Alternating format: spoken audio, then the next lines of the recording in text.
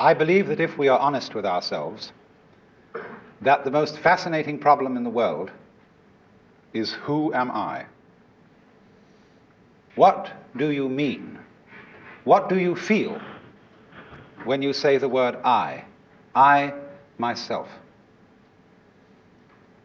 I don't think there can be any more fascinating preoccupation than that, because it's so mysterious, it's so elusive. Because what you are in your inmost being escapes your examination in rather the same way that you can't look directly into your own eyes without using a mirror, you can't bite your own teeth, and you can't touch the tip of this finger with the tip of this finger. And that's why there's always an element of profound mystery in the problem of who we are. This problem has fascinated me for many years, and I've made many inquiries, and there is a certain consensus about this, a certain agreement, especially among people who live in Western civilization. Most of us feel I, ego, myself, my source of consciousness, to be a center of awareness and a source of action that resides in the middle of a bag of skin. And so we have what I have called the conception of ourselves as a skin-encapsulated ego. Now, it's very funny how we use the word I. We don't say, I beat my heart, in the same way as we say, I walk, I think, I talk. We feel that our heart beats itself, and that has nothing very much to do with I. In other words, we don't regard I myself as identical with our whole physical organism. We regard it as something inside it. And most Western people locate their ego inside their heads. You are somewhere between your eyes and between your ears, and the rest of you dangles from that point of reference. It is not so in other cultures. When a Chinese or Japanese person wants to locate the center of himself, he points here to what Japanese call the kokoro, or the Chinese call shin, the heart, mind. Some people also locate themselves in the solar plexus. But by and large, we locate ourselves behind the eyes and somewhere between the ears. We speak of coming into this world. And this whole sensation that we are brought up to have of being an island of consciousness locked up in a bag of skin, facing outside us a world that is profoundly alien to us in the sense that what is outside me is not me. This sets up a fundamental sensation of hostility and estrangement between ourselves and the so-called external world. And therefore, we go on to talk about the conquest of nature, the conquest of space, and view ourselves in a kind of battle array towards the world outside us. Now, actually, it is absolutely absurd to say that we came into this world. We didn't. We came out of it. What do you think you are? Supposing this world is a tree. Are you leaves on its branches, or are you a bunch of birds that settled on a dead old tree from somewhere else? Surely, everything that we know about living organisms from the standpoint of the sciences shows us that we grow out of this world, that we, each one of us, are what you might call symptoms of the state of the universe as a whole. But you see, that is not part of our common sense. Western man has for many centuries been under the influence of two great myths. When I use the word myth, to me the word myth signifies a great idea in terms of which man tries to make sense of the world. It may be an idea, it may be an image. Now, the two images which have most profoundly influenced Western man are, number one, the image of the world as an artifact, like a carpenter's table or a jar made by a potter. Indeed, in the book of Genesis, there comes the idea that man was originally a clay figurine made out of the earth by the Lord God, who then breathed into this clay figurine and gave it life. And the whole of Western thought is profoundly influenced through and through and through by the idea that all things, all events, all people, all mountains, all stars, all flowers, all grasshoppers, all worms, everything are artifacts, and they have been made. And it is therefore natural for a Western child to say to its mother, "How was I made?" That would be quite an unnatural question for a Chinese child, because the Chinese do not think of nature as something made. They look upon it as something that grows, and the two processes are quite different. When you make something, you put it together, you assemble parts, or you carve an image out of wood or stone, working from the outside to the inside. But when you watch something grow, it works in an entirely different way. It doesn't assemble parts. It expands from within and gradually complicates itself, expanding outwards, like a bud blossoming, like a seed turning into a plant. But behind our whole thought in the West is the idea that the world is an artifact, that it is put together by a celestial architect, carpenter, and artist, who therefore knows how it was done. Because as we have, in popular theology, understood the Lord God, he is the mastermind who knows everything. And if you ask the Lord God exactly how high is Mount Whitney to the nearest millimeter, he would know exactly like that and would tell you. Any question, the Cosmic Encyclopedia Britannica. Unfortunately, this particular image or myth became too much for Western man, because it was oppressive to feel that you are known through and through and watched all the time by an infinitely just judge. Everywhere is this eye watching, and judging you, so that you always feel you're never really by yourself. But the old gentleman is observing you and writing notes in his black book. And this became too much for the West. It became oppressive. They had to get rid of it. And so instead, we got another myth, the myth of the purely mechanical universe. This was invented at the end of the 18th century. It became increasingly fashionable throughout the course of the 19th century and well into the 20th century, so that it is today's common sense. Very few people today really believe in God in the old sense. They say they do, but they really hope there is a God. They don't really have faith in God. They fervently wish that there was one and feel that they ought to believe that there is. But the idea of the universe being ruled by that marvelous old gentleman is no longer plausible.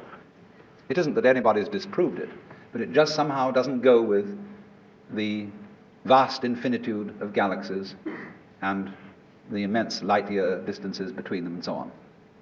So instead, it has become fashionable, and it is nothing more than a fashion, to believe that the universe is dumb, stupid, that intelligence, values, love, and fine feelings reside only within the bag of the human epidermis, and that outside that, the thing is simply a kind of a chaotic, stupid interaction of blind forces.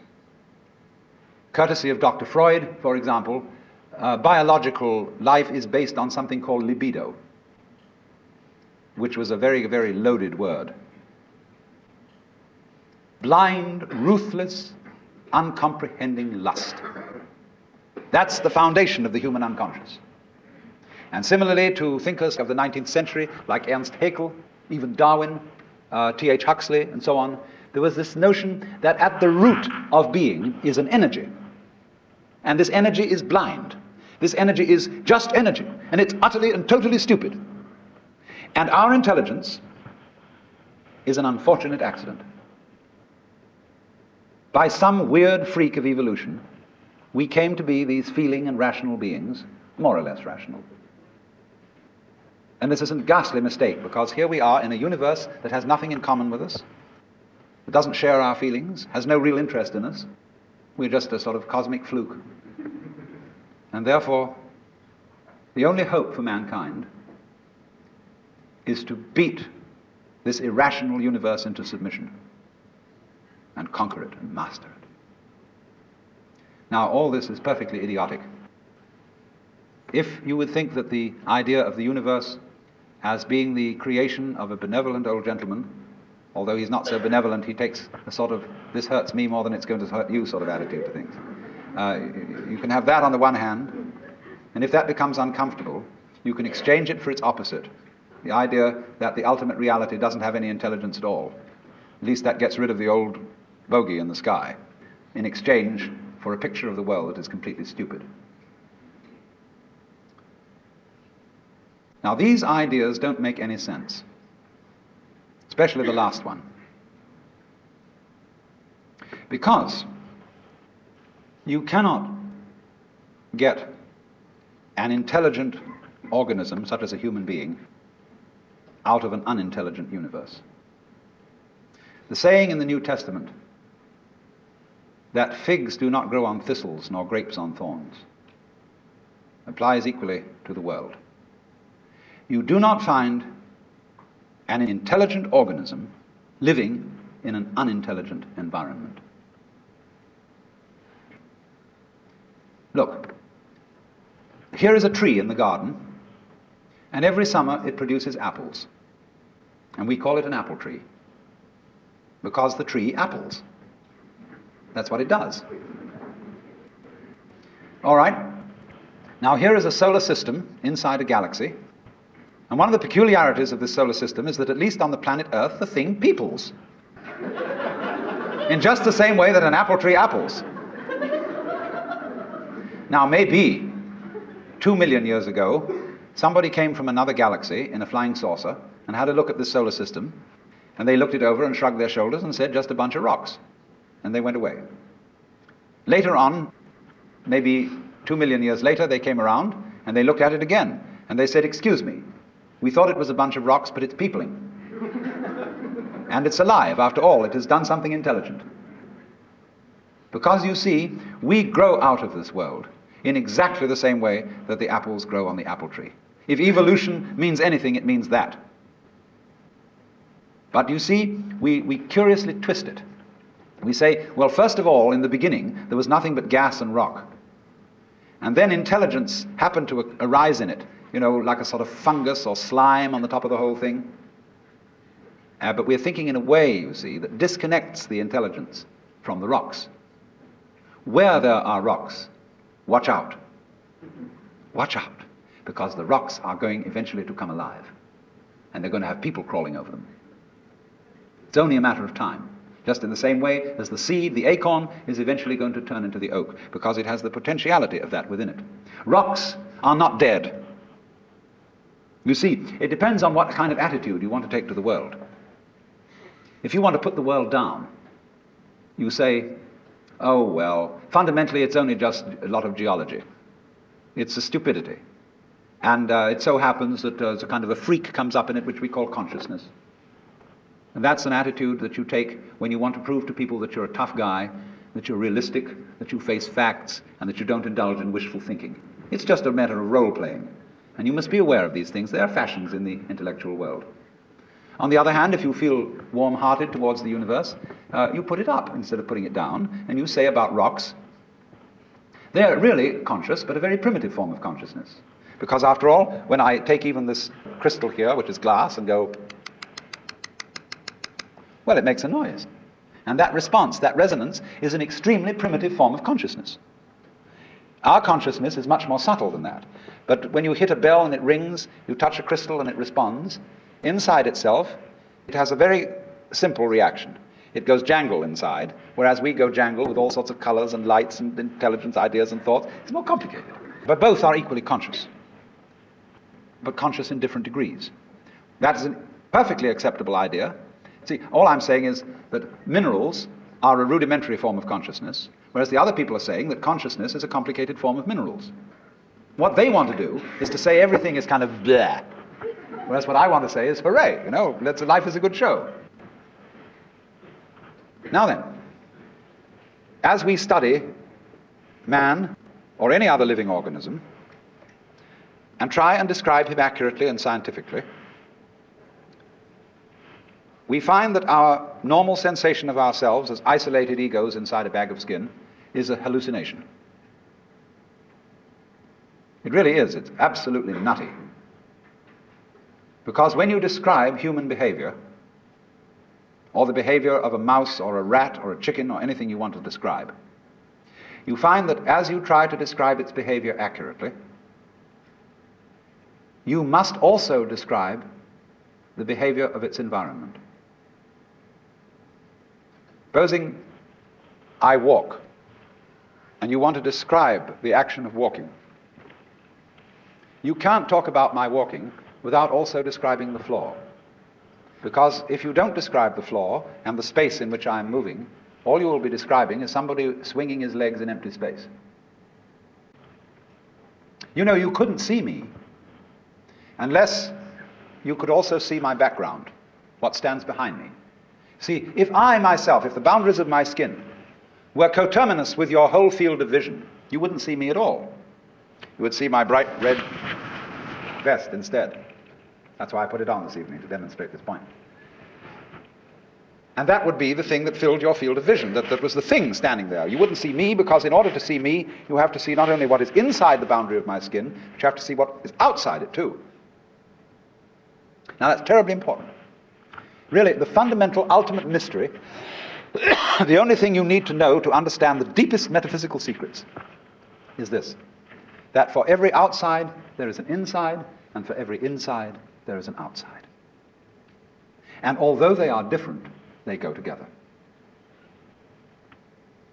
There is, in other words, a secret conspiracy between all insides and all outsides, and the conspiracy is this: to look as different as possible, and yet underneath to be identical, because you don't find one without the other.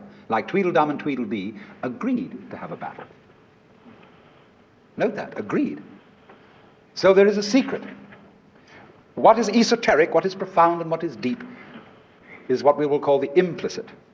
What is obvious and on the open is what we will call the explicit.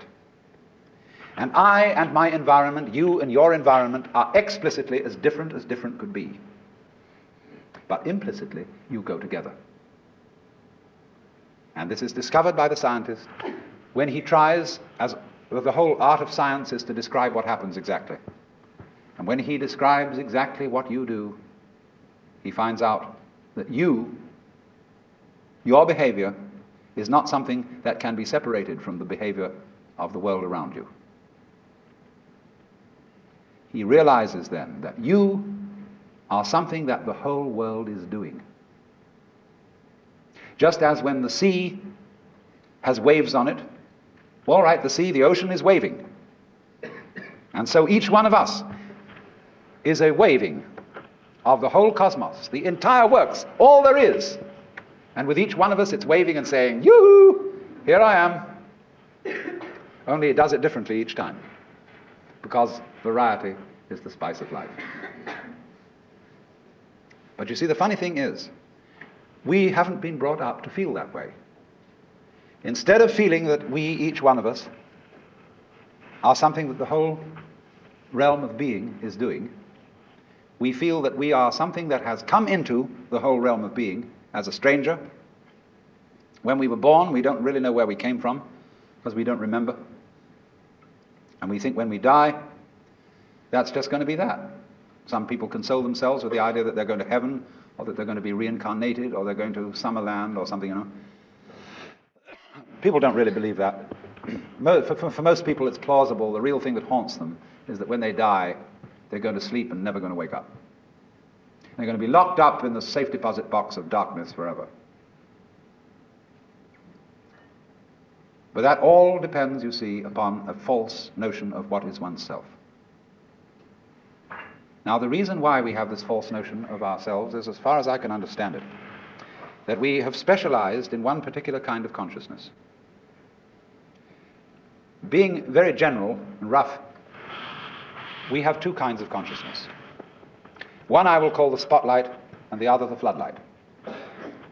The spotlight is what we call conscious attention.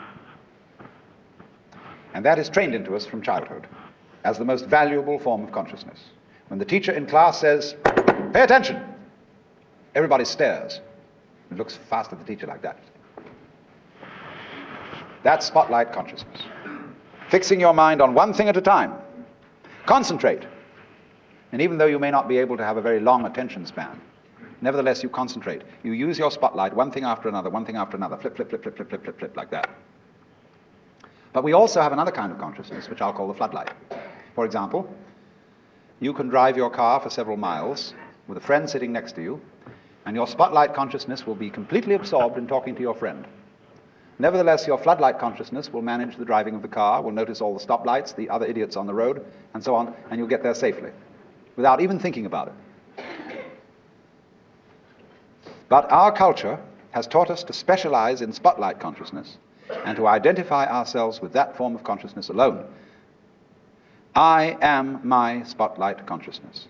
My conscious attention, that is my ego, that is me. And very largely we ignore the floodlight. Now, the floodlight consciousness is working all the time. Every nerve end that we have is its instrument. You know, you can go out to luncheon or something and you sit next to Mrs. So-and-so, and you go home and your wife says to you, "Was Mrs. So-and-so there?" "Yes, I sat next to her." "Well, what was she wearing?" "Well, I haven't the faintest idea." You saw, but you didn't notice. Now, because we have been brought up to identify ourselves with the spotlight consciousness, and the floodlight consciousness is undervalued, we have the sensation of ourselves as being just the spotlight. Just the ego that looks and attends to this and that and the other. And so we ignore and are unaware of the vast, vast extent of our being. People who by various methods become fully aware of their floodlight consciousness have what is called a mystical experience, or a cosmic consciousness, or what the Buddhists call bodhi, awakening. The Hindus call moksha, liberation, because they discover that the real deep, deep self, that which you really are, fundamentally and forever, is the whole of being. All that there is, the works, that's you. Only that universal self that is you has the capacity to focus itself at ever so many different here and nows. So when you use the word I, this, as William James said, is really a word of position, like this or here. Just as a sun or star has many rays, so the whole cosmos expresses itself in you, in you, in you, in you, in you, with all the different variations. It plays games. It plays the John Doe game, the Mary Smith game. It plays the beetle game, the butterfly game, the bird game, the pigeon game, the fish game, the star game. Just like these are games that differ from each other, just like backgammon, whist, bridge, poker, pinochle, or like waltz, mazurka, minuet, and so on. It dances with infinite variety.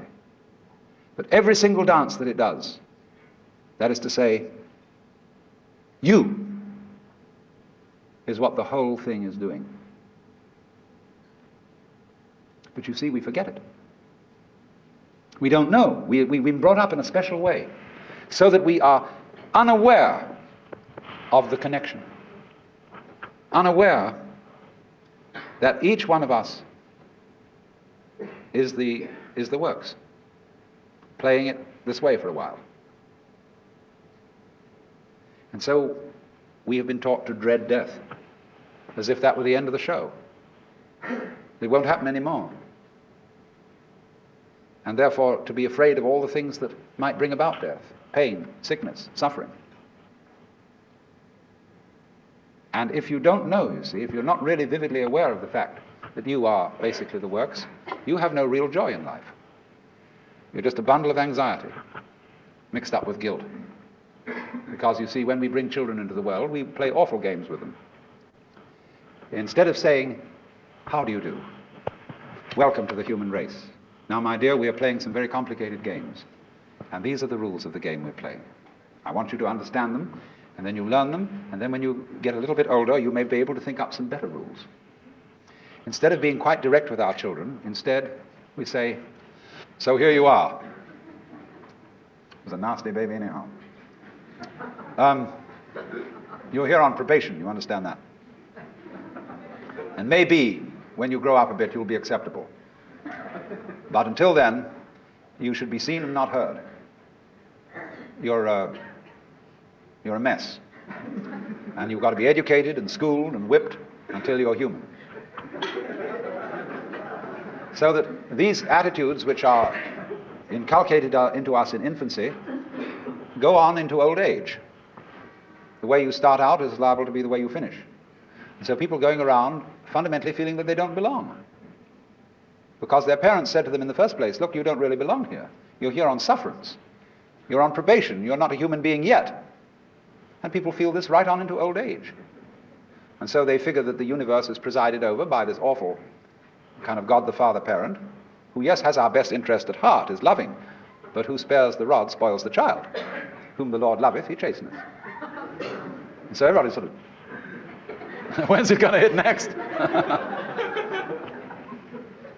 And so don't feel that they belong. So we get this ghastly, what I call Christian ego. It's a little bit Jewish too. Who really feels that he's homeless, he's an orphan. Even the Christians say we are sons of God by adoption and grace. Not real sons, but by adoption and grace and sufferance. And so comes the sensation, you see. So characteristic of Western man and indeed of all highly civilized people. Of being a stranger in the earth. A momentary flash of consciousness between two eternal blacknesses. And therefore, in constant contentiousness with everything around you. Not only with other people, but with the earth, with the waters. And the symbol of it all in our culture is the bulldozer. Where I live, aboard a ferry boat, there is opposite us, across the water, or was opposite to us, some lovely hills. They are going to put houses there. But they are going to try and put the sort of houses you would find in a suburban tract lot, on a hill, of all things. Because a good architect can make a house fit the hill. He doesn't have to destroy the hill to put a house on it. And if you want to live on a hill, obviously you want to live on a hill. And you don't want to destroy the hill by virtue of living on it. But that's what they do, especially in California. Because Texas is kind of flat, and they don't have to do that kind of thing. But in California, where we've got lots of hills, they always scrape the tops off them till they're perfectly flat. And then they put houses on, and then they scrape them off in terraces all the way down. They upset the ecology of the hill, and eventually all the houses fall down. And so what? But by that time the payments have been made. But that's because the builder doesn't feel that the external world is his own body. It is. The external world is your own body extended. So he, instead of going up to the hill and saying, good afternoon, I very much want to live here, and I would like to know what kind of house you would like to have built on you. An intelligent architect always does that. Instead of that, he has a prejudice about what kind of a house is a house. And he has to make the hill submit to this prejudice. So he has to ruin the hill and get rid of it, pretty much, then put the house on it. He's absolutely out of his mind. And he's out of his mind because he doesn't realize that the external world is his body. When he realizes that, he'll get his mind back.